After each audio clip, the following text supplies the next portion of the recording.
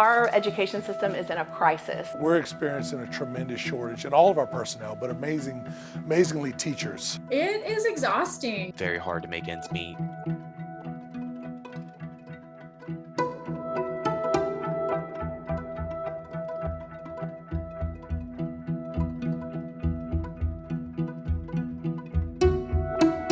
Fifth grade teacher Celeste Mueller comes from a business background, but 15 years ago, she decided to follow her dream.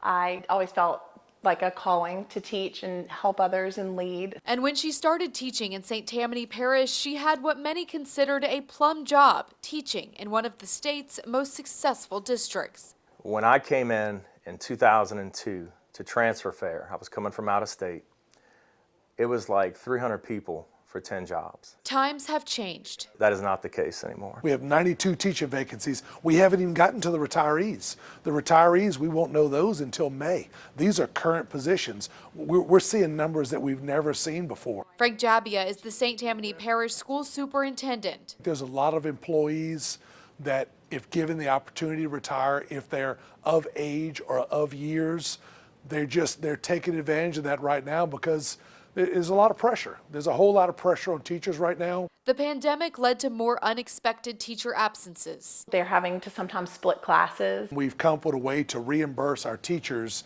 if they're willing to give up their planning time. All hands on deck. And people don't have the time, the breaks, the restful periods to really recover. Rebecca Cavalier is a 10th grade English teacher in New Orleans. I lost 3 colleagues this month, and one of the top reasons has been mental health.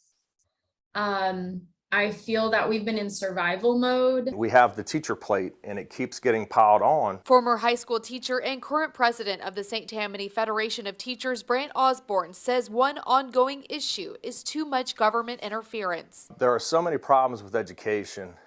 COVID just magnified all of them. There have been monumental changes with teacher autonomy, when we could have teacher choice in what we taught. A lot of our goals are being brought down to us from the state.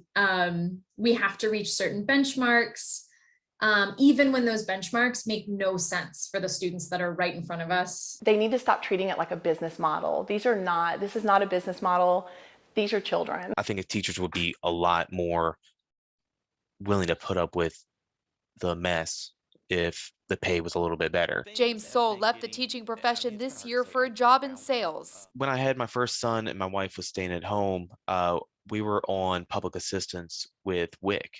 And my first thought was, as a state employee, I should never be on public assistance. The Louisiana Department of Education shows the 2019-2020 average teacher salary in Louisiana was just under $52,000, and 2020 records from the Southern Regional Education Board show the average salary in the region was over $53,000 and $62,000 nationally. I used to teach in New York and definitely took a big salary cut when I came to teach here.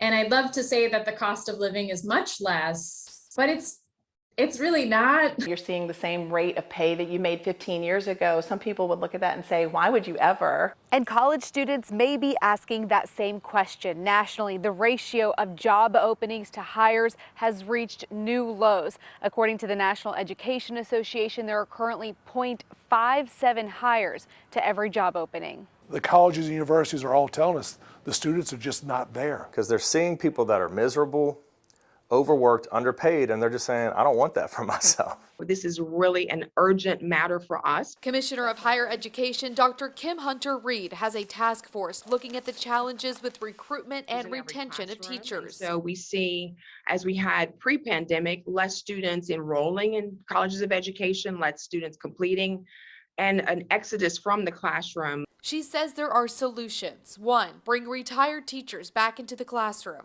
The return to work laws are very challenging, and so we have to take a look at that.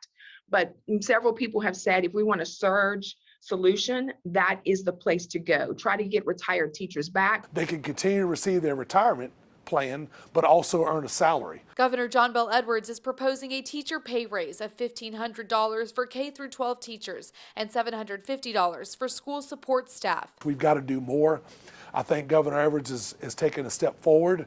I don't think it's enough. To try and fill those classrooms quickly, starting this summer, Jabbia plans to host an alternate teaching certification program so non-education graduates can earn a teaching certificate. It's a great way to attract people that live in St. Tammany that didn't think about education originally, maybe. And teachers, they want a seat at the table to make decisions that impact them and the kids they teach. We need to get back to basics. We need to allow our teachers to teach. We wish people would trust our certifications and our high level of degrees that are required to have this job. We still love teaching, being there. Despite that calling, educators worry unless real action is taken, classrooms will continue to lose the most vital part of the room, the teacher.